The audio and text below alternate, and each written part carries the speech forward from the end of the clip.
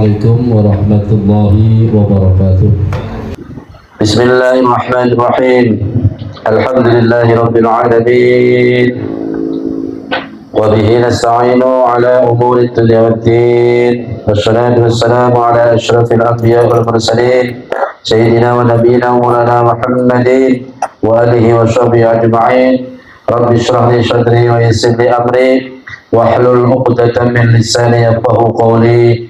Subhanaka la ilma lana illa ma 'allamtana innaka antal alimul hakim. Bismillahirrahmanirrahim. Qala al-muallif rahimahullah wa nafa'ana bi 'ulumihi wa amatana bi asrarihi. Wa qawluhu ta'ala qad bayyana al-ayati liqaumin yuqinun. Kalau di kitab saya Syafifah 23. Kalau di kitab baru biasanya lebih nomornya lebih tepat lagi. Bismillahirrahmanirrahim. Wa qawluhu, dan dawuh Allah Ta'ala rupane qad bayyana al-ayati liqaumin yuqinun. Ini kan masih berkenaan dengan dalil-dalil syar'i untuk menunjukkan sahnya jalan tasawuf, metode tasawuf dalam menghasilkan kemakrifatan dengan tidak melalui ta'alum, belajar, tidak pula melalui cara-cara yang biasa.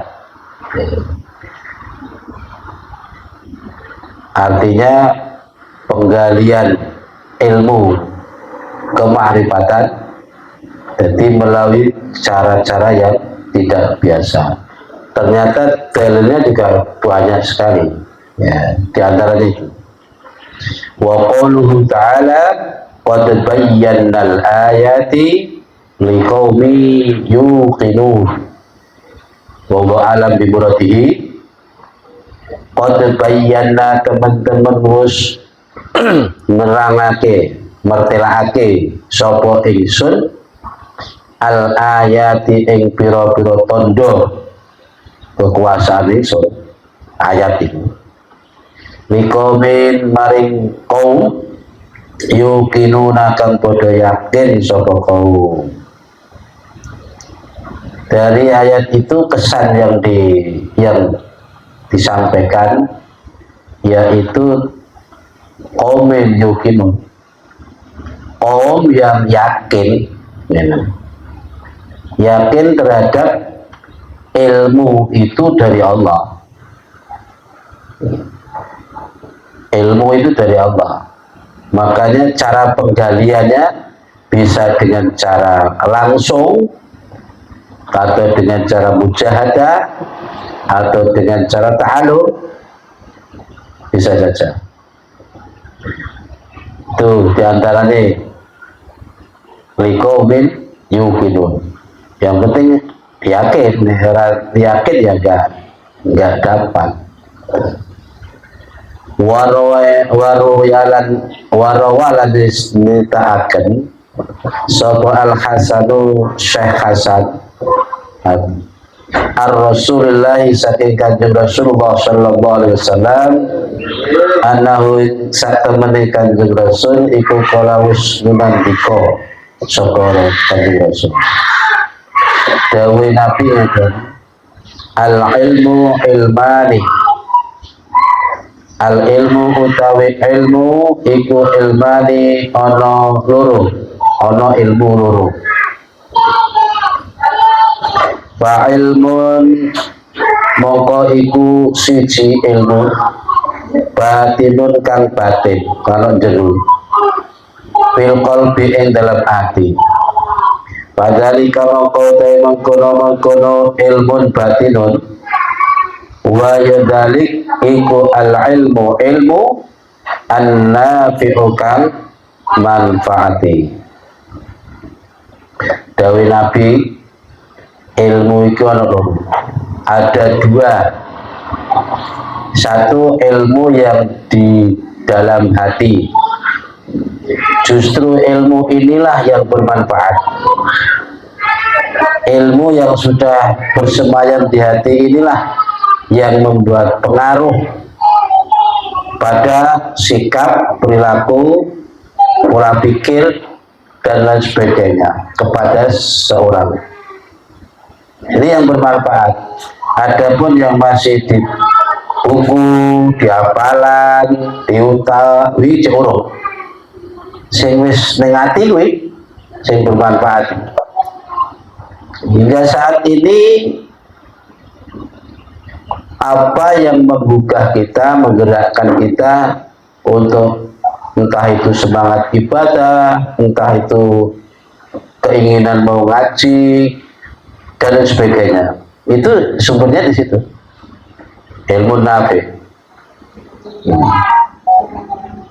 Bismillahirrahmanirrahim. Wasuila dan suni pirsa jalur takoni sapa ba'dul ulama'i setengah pira-pira alim anil ilmi saking ilmu ing babagan ilmu al batini kang batin. Pitakone ngene, ma iku apa wa kang utawi ilmu batin. Nah, bakala mongko ndika mangsuli secara sapa ba'dul ulama wa utawi ilmu batin iku sirrun suwiji rahasia min asrarillahi ta'ala kang saking pira-pira serahasiane Allah ta'ala yang qadhifuhu kang deleh ing sirin sapa Allah Ta'ala fi qulubi ahbabihi ing dalam pira-pira atine para kekasih Allah.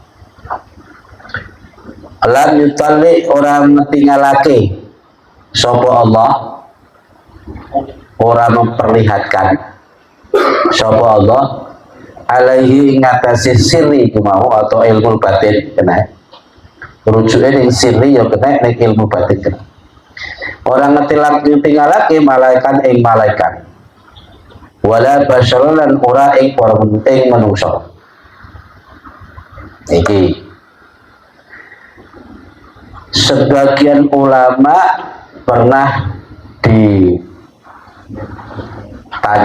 tentang ilmu batin itu. Apakah ilmu batin itu? Beliau menjawab, ilmu batin itu sirri, rahasia dari sekian banyak rahasia-rahasianya Allah yang sengaja dideleh, ya, ditaruh, diletakkan. Odhafa ini artinya hasilnya buang, melempar. Hasilnya gimana nih? Jadi deleh di situ di hati para kekasih Allah. Artinya hati nek wis ada sini itu berarti tondo nek iku kekasih Allah. Di mana Allah tidak memperlihatkannya kepada malaikat, bahkan manusia. Malaikat nggak ngerti. Jadi pada dasarnya malaikat tidak tahu persis isi hatinya manusia. Nggak ngerti. Padahal ada malaikat khusus untuk mencatat amal baik maupun amal buruk. Berarti sing dicatat ki mau ngamal sing ketok. Kan lho. Buktinya malaikat tidak diberitahu tentang rahasia ini dalam hati. Sampai segitu. Makanya insya Allah kalau saya nggak salah, ingat ada di kitab Kanbil Mobil itu ada sebuah cerita bahwa setiap hari, setiap saat itu malaikat itu sibuk hilir mudik, naik turun membawa amal manusia. Ada malaikat itu membawa amal seseorang, saking api amal sepanjang jalan yang dilalui malaikat-malaikat itu podo muji. Sing bersinar, sing mengkilat, pokoknya gambarannya seperti itu. Semua malaikat yang dilalui itu memuji, wah iki apa lopo koyo ngene iki. Tapi begitu di hadapan Allah, Allah berfirman, lemparkan itu amal ke muka orang yang orang itu beramal beribadah bukan karena aku. Nah, seperti itu. Ada sebaliknya malaikat yang membawa amal seseorang pula. Ya kan? Kali ini amal suiti keuwele sepanjang jalan malaikat mencemoohnya. Tapi begitu di hadapan Allah, ini amal lillahi ta'ala. Ini amal meskipun kecil tapi murni untuk aku. Dari cerita ini berarti menunjukkan bahwa ternyata malaikat sendiri tidak tahu persis tentang hati ini menungso, keikhlasannya maupun kekhusyuan seseorang. Jadi sing dicateti ya sing ketok. Iku mau tahu lam yutalli alaihi malakan wa basar wala basar.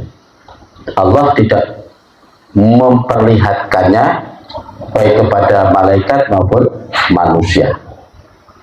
Karena tidak semua orang tahu akan isi hati seseorang.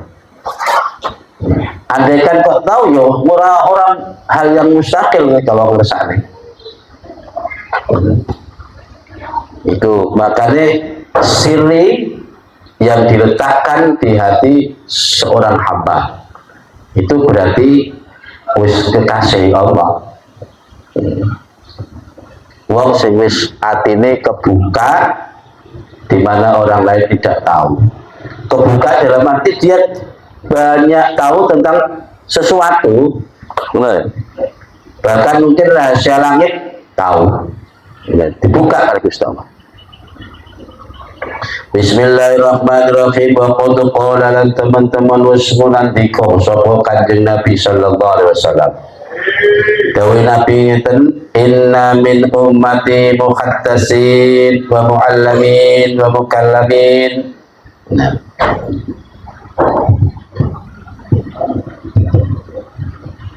Inna min ummati satemene iku setengah saking umat ingsun.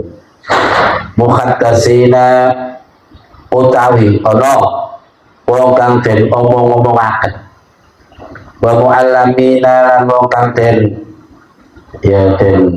weruhaken. Wa mukallamina lan wong kang den dawuhaken. Dicerita-ceritane ya diomong-omongne. Wa inna Umar lan satemene Sayyidina Umar iku minhum setengah saking iku muhaddatsin mu'alamin itu. Dawe Nabi di antara umatku ki ana wong ning alam iki wis kondang. Mungkin bisa jadi ning dunia iki rapati dikenal wong. Tapi di alam sana sudah banyak orang cerita tentang derajat wong ini. Wa mu'alamin dan orang-orang yang diberitahu. Wa mukalamin itu jadi bahan omongan. Banyak sekali diberitahu, dikasih kabar, dikasih wong kebuka. Ya. Di antara orang-orang seperti itu, dawuh Nabi, Umar di antaranya. Sayyidina Umar. Yang kena cerita ini.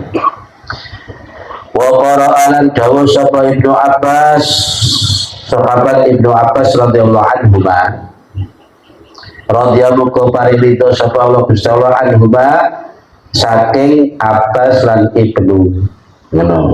Nah bapake maksudnya.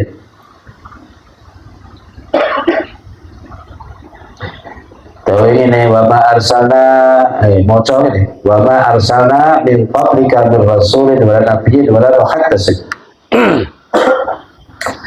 Wa ma arsalna lan ora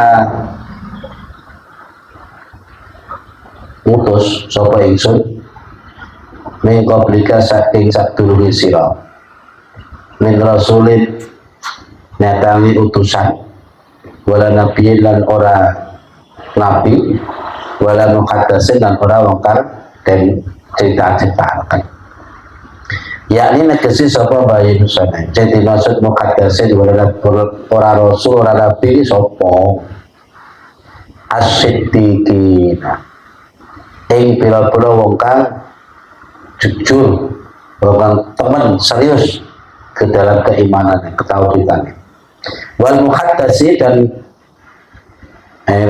wal muhaddasu utawi sing dimaksud muhaddas wong kang sing cerita-ceritakan wa ya muhaddasi itu al mulhamu wong kang den paringi ilham. Ingat bahwa ilham itu langsung dari sana ya. Andaikan itu berupa ilmu, ya ilmu tanpa min ghairi ta'alluq. Orang nganggo belajar, orang nganggo tajarrub, orang nganggo mengalami pengalaman apa-apa, enggak langsung teko gitu saja. Wal mulhamu utawi aran mulham apa to sing dimaksud wong kang diparingi ilham iku. Wa ya mulham iku alladzi wa ingka syafa kang wis kebuka apa ilmu mestine ngono lahu ketuene alladzi min batini qalbihi saking jerone atine alladzi min jihatil dakhili saking arah kang jero la min jihatil mahsusati ora saking arah pira-pira perkara kang kena ditingali, kena dirasa. Maksud sasi pokoknya makhluk ibarat iki. Al kharijati kang nok jaba.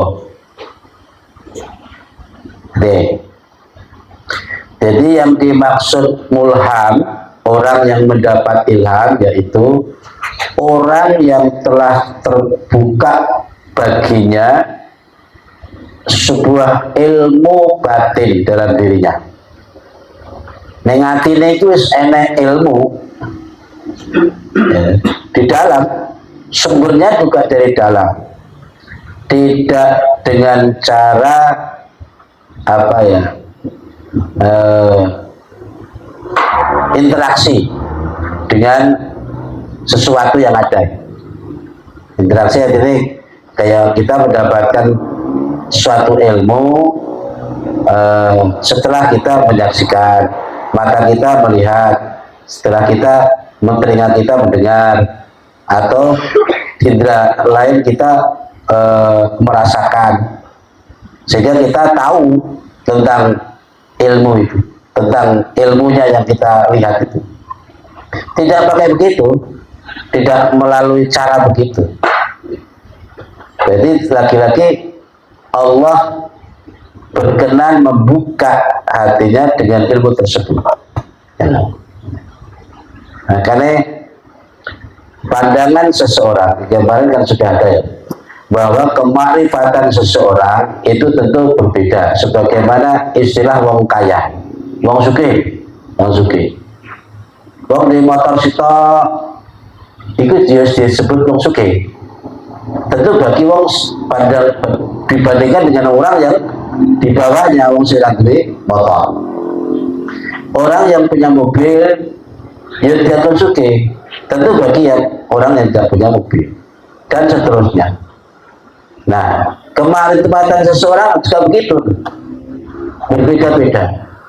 Pengenalan, penggalian ilmu terhadap sesuatu itu tentu berbeda-beda pendapatannya. Sekarang contoh, wis ngaji bareng nih, satu majelis mendengarkan keterangan yang sama, ya. Tapi nanti perolehan ilmu yang didapat itu beda, tergantung cara mengasahnya. Kalau kita anggap saja mandeng sesuatu di depan kita, entah itu gedang goreng atau tempe goreng. Maka Orang akan berbeda pendapatnya dalam memandang pisang goreng. Ada yang cukup hanya melihat dan mendapati pisang goreng loh. Ada yang mendapati ilmu dari situ, oh pisang ini biar enak kulitnya, lalu dikupas, lalu diganti kulitnya nganggo tepung, goreng dan seterusnya. Beda lagi dengan yang satunya, dia malah lebih mendalam sampai ke asal usul bisa dan seterusnya, sampai ke dalam, sampai sejauh-jauhnya, tergantung ketajaman hati yang sudah diliputi ilmu ma'rifat. Begitu juga terhadap sesuatu yang lain, apa wae ibarat akan selalu berbeda gitu. Contohnya ya ikhlas begini saat kita ini kita tinggal ya, kita memandang lele kan hanya sebatas lele digoreng ya enak, di sambal pecel ya enak, enggak. Tahukah kita tentang lele itu? Nah, ketahuan kita, kepengetahuan kita tentang lele itu yang berbeda-beda. Lele yang kuwi kan bibit terus diternak lalu dikasih makan dan seterusnya. Padahal hakikat lele itu asli kan dedek ya. Dari pakan ya. Anggap saja dedek yang difermentasikan Gusti Allah. Selama 2 bulan akhirnya jadi wujud lele. Kan begitu. Sebagaimana ayam potong 40 hari malah. Ya, itu kan hasil dari pakannya. Pakan itu ya ada dedek, ada fermentasi lain. Artinya kan hasil dari fermentasi utang. Coba kalau kita memfermentasi dewi dedek, fermentasi 40 hari, nggak mungkin jadi daging. Di situ hebatnya Gusti Allah. Nah, hanya hati yang tajam yang bisa mengarah sampai ke situ. Benar. Begitu hebatnya Allah. Sesuatu yang menurut pandangan manusia syar'i najis, sesuatu yang najis yang dimakan kerja haram, kayak ya anggap saja pupuk kandang, dan sebagainya, bangkai ayam, bangkai apa. Di samping najis, ya haram dimakan. Kayak kagak minum sama. Tapi nih Gusti Allah nanti dulu. Ya. Caranya lewat pangan langsung ya bener najis haram. Tapi Gusti Allah punya cara. Fermentasi dulu, entah itu diteleh neng nila, neng lele, neng ikan-ikan yang lain, akhirnya jadi halal. Ada cara. Jadi konotasi ini sih perlu kita ocehi gitu loh, diocehi supaya kita menemukan memiliki hakikatnya. Dan mungkin kayak nganggo ilmu sing hati yang bening dan tajam tentu nggak sampai di situ. Wah ini mau cilik udah paling. Wah, iwak lele ini enak, ya udah orang nggak mendapati sesuatu. Nah itu makanya siri nih Gusti Allah rahasia itu ada di tele neng hati ini kekasih. Bismillahirrahmanirrahim. Wal Qur'anu utawi Al Qur'an iku musrifun nerangaken atau memutuskan bi anna taqwa kelan sak temene takwa iku miftahul hidayati kuncine petunjuk. Ingat takwa miftahul hidayah wal kasfilan kuncine kebuka hati. Jadi piye-piye iki takwa minangka bukal utama. Wadhalika utai mengkono tinggi sabato kebuka kaspun itu ilmu min ghairi ta'allumin saking tanpa belajar, ilmu sing sifatnya kebuka. Kalau kita berarti wong kuwi ra nek delok ngajine ya rapati nganu mondok ya rapati suwe. Ya. Tapi pointer. Nah, itu jenenge kebuka. Ada beberapa unsur atau yang menyebabkan orang bisa mendapatkan. Di antaranya di takwa. Kalau di dalil-dalil yang lalu termasuk alladzina jahadu fina lanahdiyana subulana, bahasa itu jahadu dulu benar-benar serius mujahadah, perjuangan, pengorbanan. Jadi ibadah kita tenanan, tekuni tenanan, akhirnya Allah lanahdiyana subulana. Nah, Allah akan kasih hidayah, dituntun menuju jalan kepada ridho. Banyak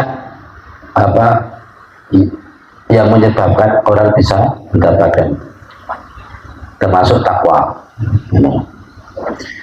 Bismillahirrahmanirrahim. Wa qala lahu astaghfir bimana Allah Ta'ala wa ma khalaqallahu fis samawati wal ardi la ayatin liqaumin yattaqun. Kuncinya yattaqun. Wa malan barang-barang khalaqan qabus niptake sapa Allah Ta'ala fis samawati dalam pira-pira langit wal ardi lan bumi. La ayatin iku yektine ana tondo-tondo kekuasaan Allah.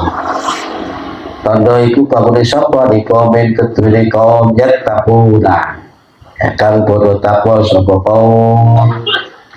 Jadi masya iku ayatin tondo, tapi tondo kanggone kaum-kaum sing duweni takwa.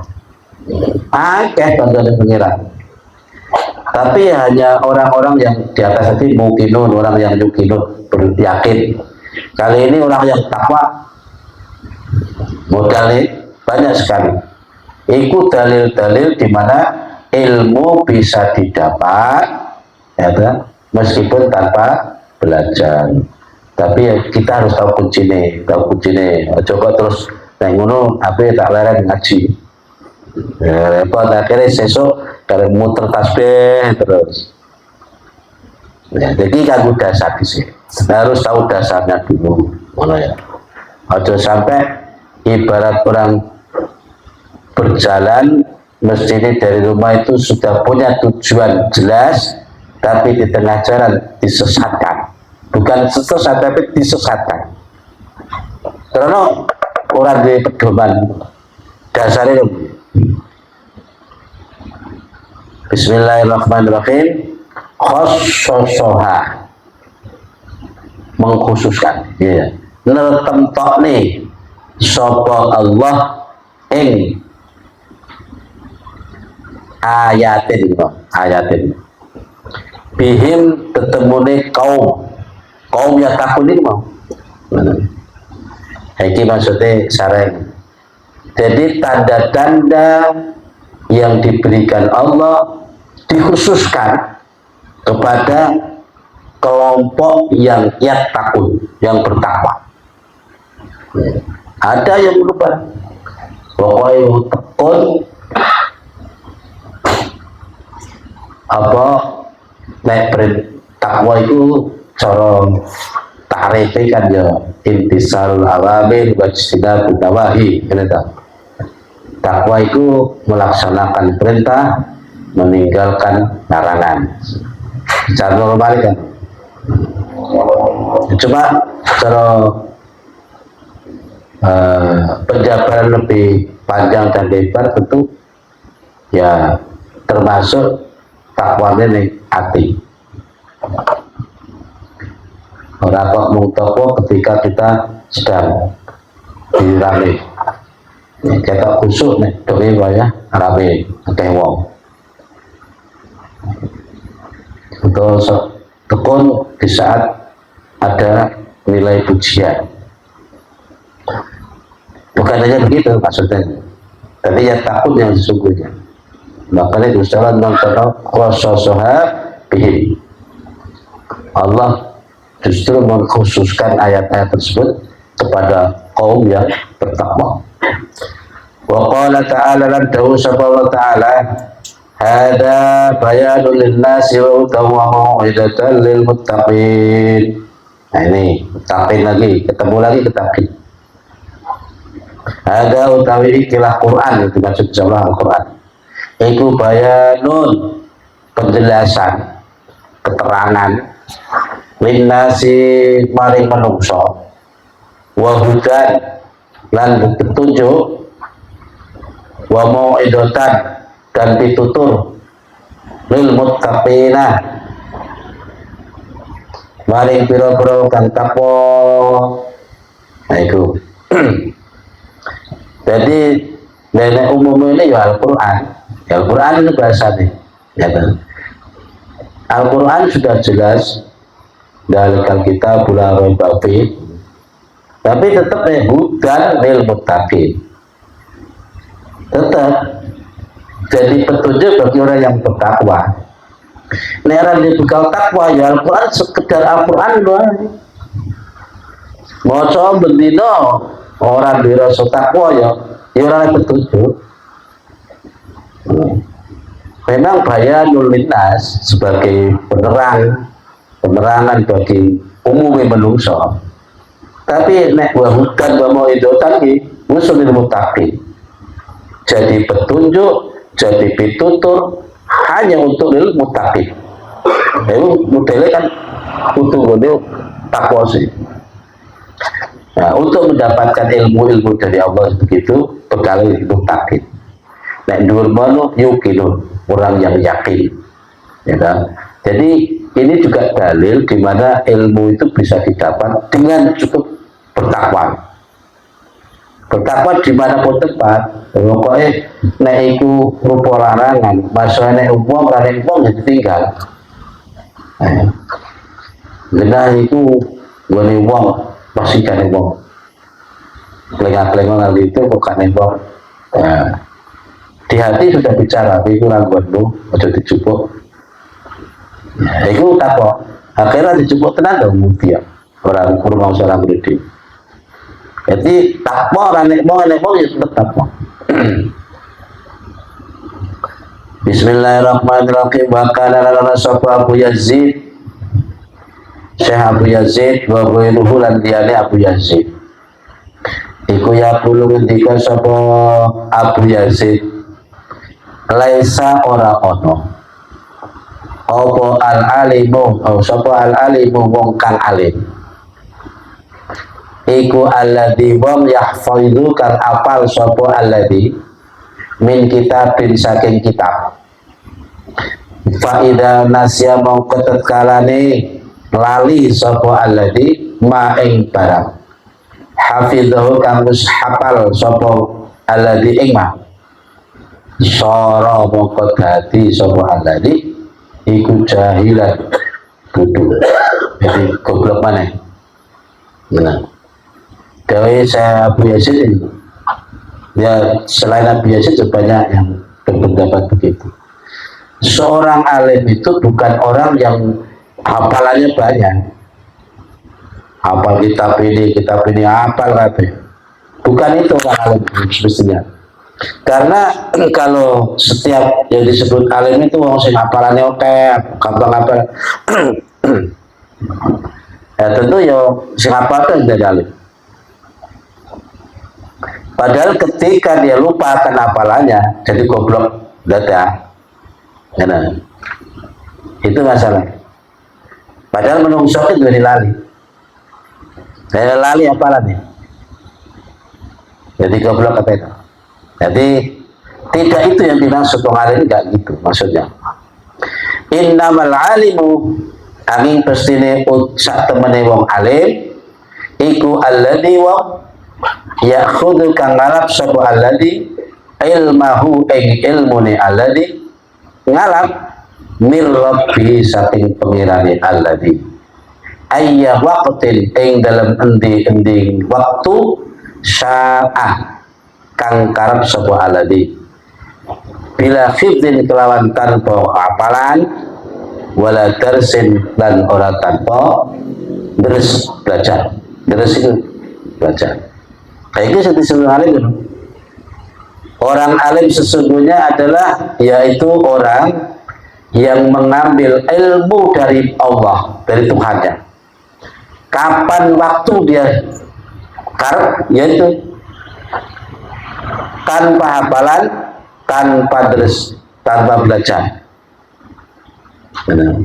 Dan itu di setiap waktu bisa, setiap saat dia karep ya dapat. Karena sumbernya seru.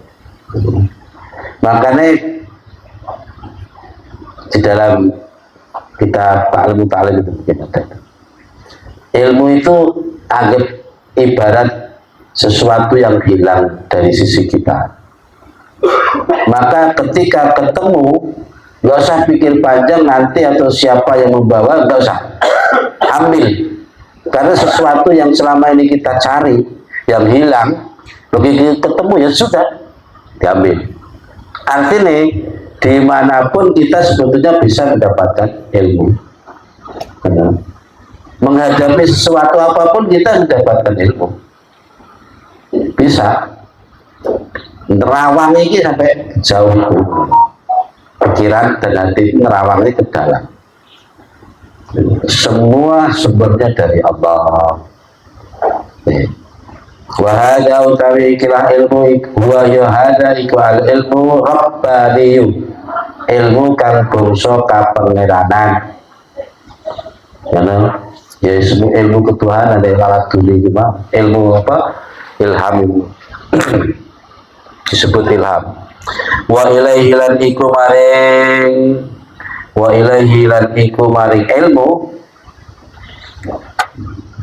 ilmu rabbani al isyaratu utawi awah isyarah ada tanda-tanda biqaulihi ta'ala kelan dawi Allah ta'ala rupane kita wa 'allamnahu minal milladunna ilman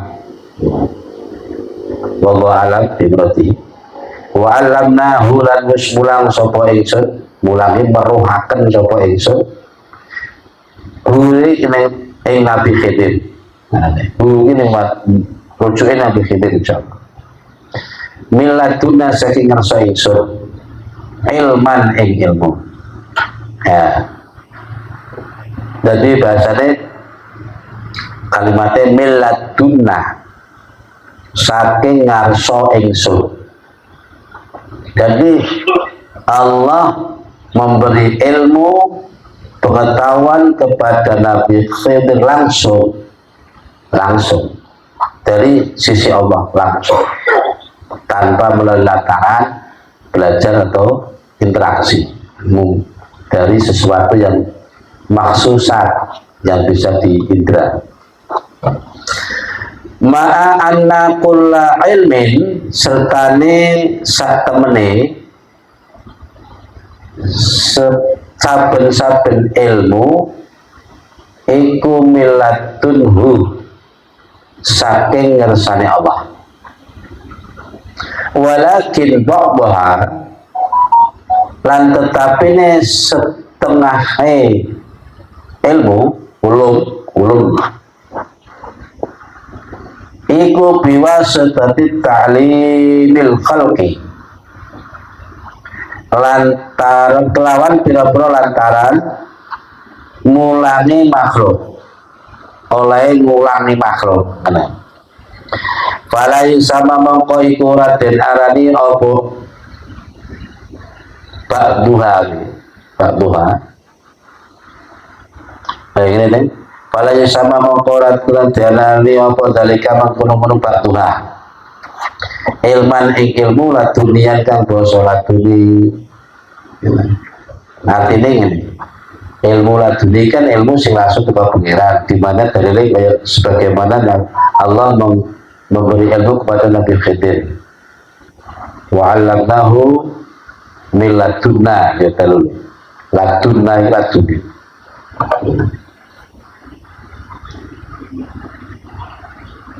Jadi meskipun semua ilmu itu dari sisi Allah, ya, namun ada sebagian ilmu itu didapat melalui pembelajaran atau ta'alum oleh ngulang para makhluk, guru ning murid, ya, kiai ning santri dan seterusnya. Ya ono sing lantaran. Namun sing model lantaran ini tidak disebut ilmu laduni, karena tidak terus secara otomatis disebut ilmu laduni, meskipun kabeh dari sisi Allah. Ilmu itu semua dari sisi Allah. Ada yang melalui lantaran malaikat, ya, sebelum saya belajar itu. Dan yang model begini tidak disebut ilmu laduni. Terus balil laduni, balik utawi ilmu laduni iku alladhi ilmu yang fatahu kang dadi kebuka apa alladhi fi sirril qalbi ing dalam sirine ati. Ya, istilahnya wis qalbi kayak sirri bisa. Min ghairi sababin saking tanpa sebab maklufin kan dibiasakan, min kharijin saking kang jobo. Yang jobo berarti interaksi karo barang sesuatu. Bahadi mongko utawi ikilah dalil iku syawahidun naqli, pira-pira dalil naqli, walau jumi'alan lamun to den kumpulaken dijumlah apa kuluma sekabehane barang waroda kang gustumaka apa mafihi ing dalam ati, ing dalam bab laduni mau ilmu laduni, ya, minal ayati nyatane saking pira-pira ayat, wal akhbar lan pira-pira hadis, wal asari lan pira-pira hadis sahabat. La kharaja mangka metu apa dalil anil khasri saking hitungan. Maksudnya ilmu laduni itu ilmu di mana dalam siri hati iku tahu-tahu kebuka tentang ilmu itu roh diri tanpa sebab dan tanpa kebiasaan yang disengaja.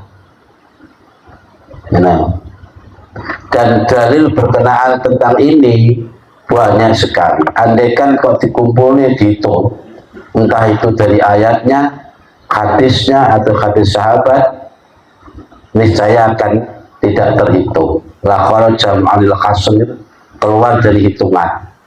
Caranya kalkulator istek itu C, ya.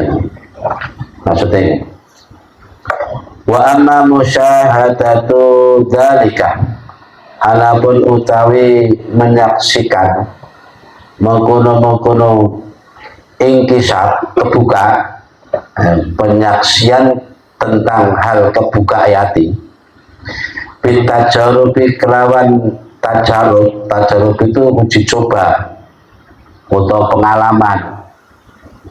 Padhalika mengkote mengkono musyahada aidon kare maneh iku kharijun yo metu perkara kang metu anil khasri sampai hitungan. Begitu juga dalil-dalil yang berkenaan tentang kebuka hati tapi lantaran mujarobat. Tajarub ini dengan berbagai pengalaman, dengan berbagai uji coba atau amalan apa saja, itu dalil ya dan tidak bisa dihitung, maksudnya. Wa dhaharalat terus pentela apa dalika mengkono kasab kebuka alis sahabat ing atase sahabat wa tabi'in tabi'in itu pira-pira kang ngikuti sahabat. Wa manal wong badhom sawise tabi'in Ba'dahum kang sawise tabiin. Contohnya. Tadi di atas tadi disebutkan Nabi sampai ndawaken di antara umatku itu ana wong sing mukhaddasin, wong sing wis diparingi dicritani. Ana wong sing di alimno diberitahu, ada orang yang diomong dan seterusnya. Di antara orang-orang itu ternyata ada Sayyidina Umar. Kelebihannya Sayyidina Umar seperti itu. Nah ini sekarang diceritakan. Wa qala lan mustawu sapa Abu Bakar As-Siddiq, Abu Bakar As-Siddiq radhiyallahu anhu. Ngendi kali Aisyah maring Siti Aisyah putri nira radhiyallahu anha. Inda mauti ing dalam nalikane dadi sedone Sayyidina Abu Bakar. Innama huma angin pastine utawi karone iki sing dimaksud apa karone.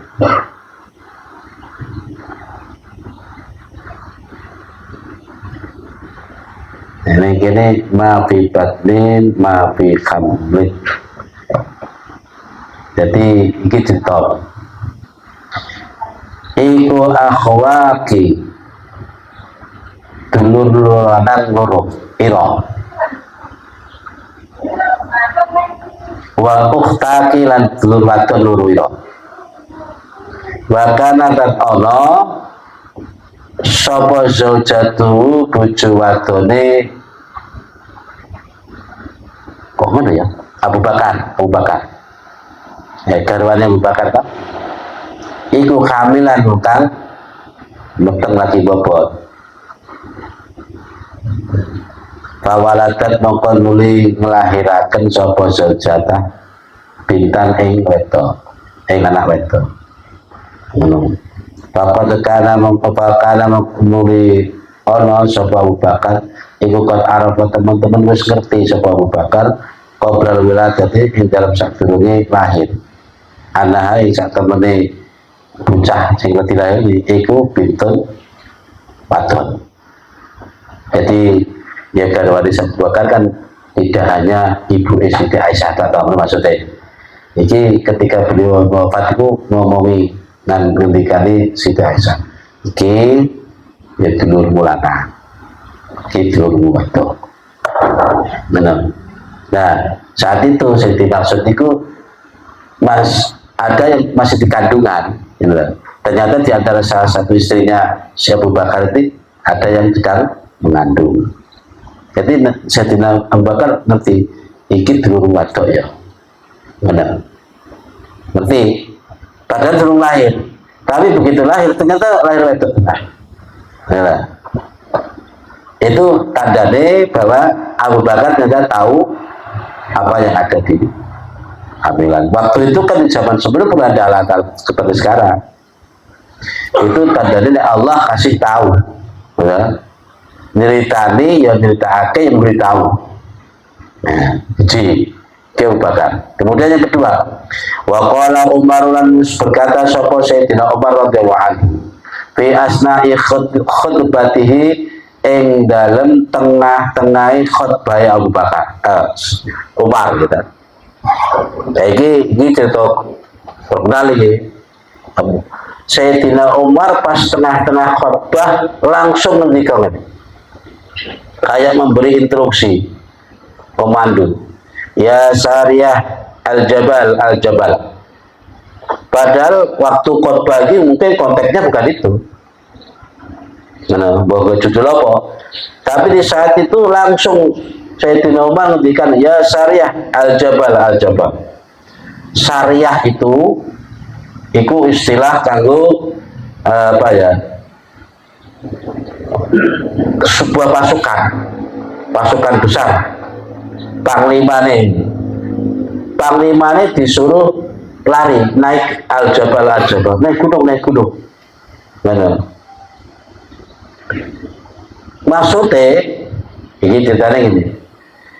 Izin kasyafa krono wus kebuka lahu maring ya maring Sayyidina Umar opo anal adwa sak temene musuh iku kot syaus asrofa teman-teman wis tinggal ningali apa musuh alaihi ngatasi jabar fahadzarahu biqadri ngilingaken apa ya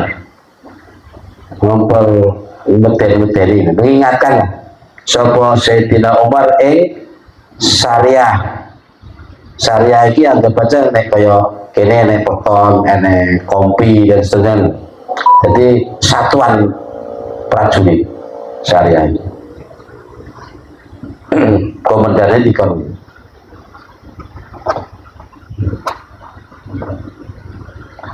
lima rifatihi krono ma'rifate Sayyidina Umar dalika atau waroi Sayyidina Umar dalika yang mengkono yaitu musuh al-adwa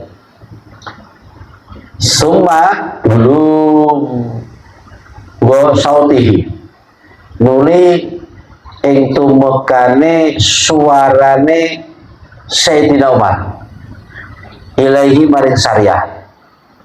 Jadi syariah itu nek secara lafzine yo nek tak tanis tak muannas tapi maknanya itu enggak kan, makanya ya tetap saut ilahi maring syariah min jumlatil karamatil azimah setengah saking jumlahe keramat kang aku ono contohnya gue yo ngunuki sing nang lapangan yo krungu padahal Sayyidina Umar lagi khotbah nang masjid.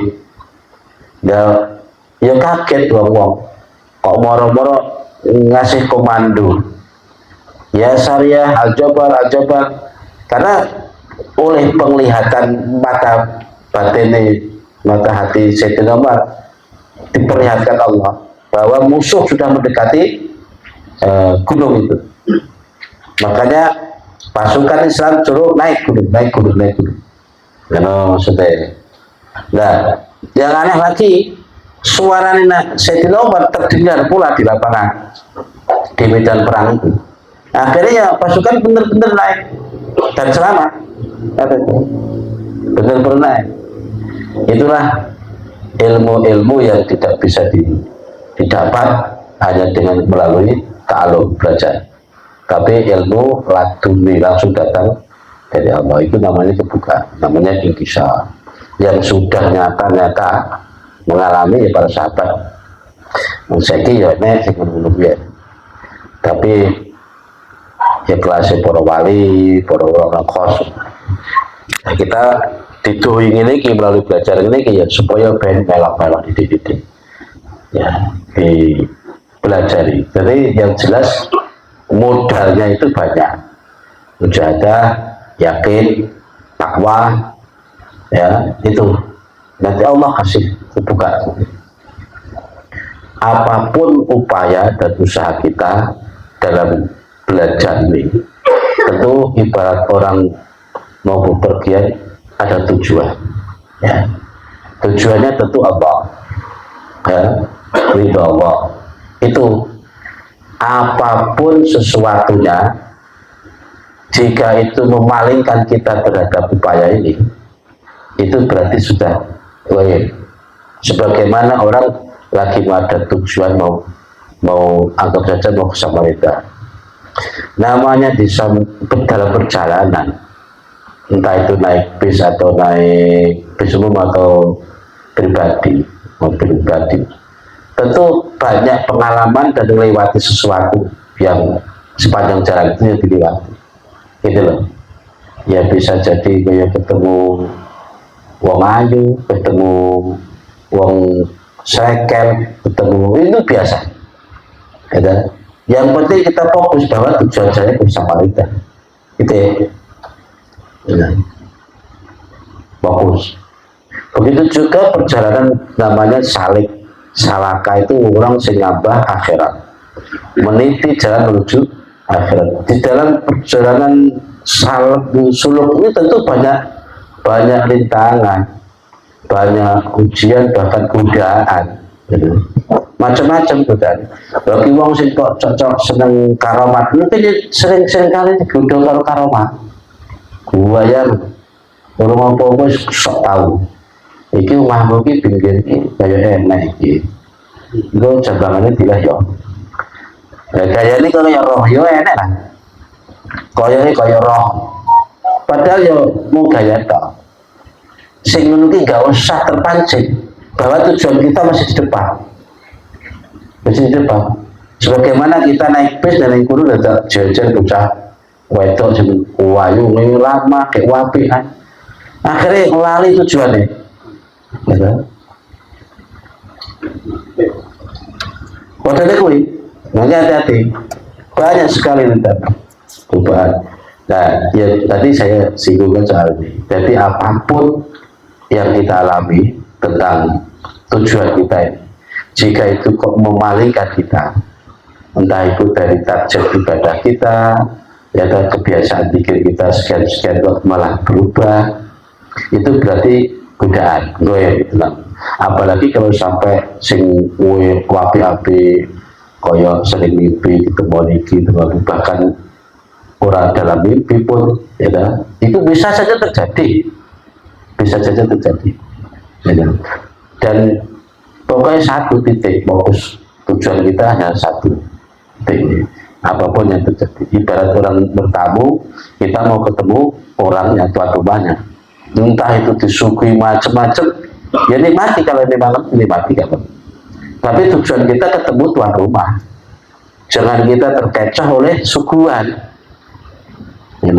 Kalau di karomah wis dimulyakne wong, biasane berarti wong ora pati tur hormat, malah pengikuti oke diagungkan, disebut wali berkote karomah, tungone mati, wah sampai hanya bisa sibuk di situ ya, lupakan tujuannya masih di depan. Itu makanya apa jangan saya kiri modelnya karomah itu wali nih. Padahal ciri ini bagi seorang wali sendiri, jika musibah terbesar bagi seorang dekat pada Allah, yaitu manakala Allah perlihatkan kekaramahan. Nah, orang kok malah kayak kita cengar-cengir di orang di wali wis tambah cengar-cengir. Itu musibah besar bagi seorang wali. Bagaikan coba yang selama diri dia khusyuk, dia ikhlas, sampai berjuang untuk menghilangi riya, sombong, sum'ah, egonya, tiba-tiba diperlihatkan kekaramahannya. Wong akhirnya menganggapnya dia wali, mulia dan seterusnya. Akhirnya potensi riya oke, potensi sombongnya tambah congkak dan sebagainya. Itu musibah terbesar bagi seorang wali manakala karomahnya diperlihatkan di saat masih hidup. Kecuali kalau sudah meninggal, itu berarti Allah kasih selamat. Jadi biasanya karomah wali itu justru di saat orangnya sudah wafat. Ini diselamatkan. Berarti nek wong cek neng dunia diurut, wah itu tantangan. Tapi bukan kok berarti nggak ada yang selamat. Orang diperlihatkan kewaliannya, kekaramahannya, tapi tetap ikhlas, tetap khusyuk, ya oke. Itu maksudnya. Makanya bukan itu tujuan kita. Sekali lagi, bukan soal keramat, soal mati, soal banjur, semuanya nggak usah. Kemarin sudah saya sampaikan, jangan merasa atau istimewa dalam pandangan Allah, sehingga ketika kita berdoa seakan Allah terbebani oleh doa kita, sehingga di saat kita banyak wirid, banyak ibadah, seakan-akan Allah wajib memberi sesuatu pada kita, kayak terbebani oleh itu. Nah itu soal posisi yang salah, posisi yang salah. Karena ya kita alon-alon belajar ini kalau udah hati, pikir dirasani tenanan, dipelajari tenanan. Ketika sholat ya sak istilahnya dipelajari sak khusuk-khusuk jadi kok ibarat wong mlaku suatu saat kepleset biasa tani maneh, mereka maneh. Sebagaimana firman dalam hadis qudsi, barang siapa yang menuju aku dalam berjalan merangkak aku sambut dia dengan berjalan. Barang siapa yang menuju aku dengan berjalan, aku sambut dia dengan berlari. Ada lagi kan? Jadi kita juga begitu, berusaha untuk khusyuk. Nenek kok digudone dibayar khusyuk. Ketika ruku ingat Allah khusyuk kan? Itu harus lali. Ya biasa kita usahakan lagi. Itu namanya jatuh bangun. Insya Allah Allah kan menyambutnya dengan ya memandang jerih payah kita. Ya, itu diantaranya. Soal kemakrifatan dan selanjutnya nanti ada bahasan khusus tentang itu. Jadi nenek jika ini sampai 30. Jadi jika kita ada syirik isyarat sesuatu rasa yang didapat, ada 3 tingkatan. Ya, ada yang disebut tafrik itu masih ada terpisahan, menganggap ada dirinya, ada sesuatu yang dimaksud, dan ada Allah. Nah, itu tingkatan kita mungkin masih segitu. Ketika kita dungo enek kita, ya Allah berilah saya, dan lagi kan anak saya aja, keselamatan, rezeki, dan lain sebagainya. Ya mungkin ya situ ya tanda mana tadi Wan Anas seperti Bani Qawan Allah a'lam bishawab. Al-Fatihah. A'udzubillahi minasyaitonir rajim. Iya kan iya Subhanallah.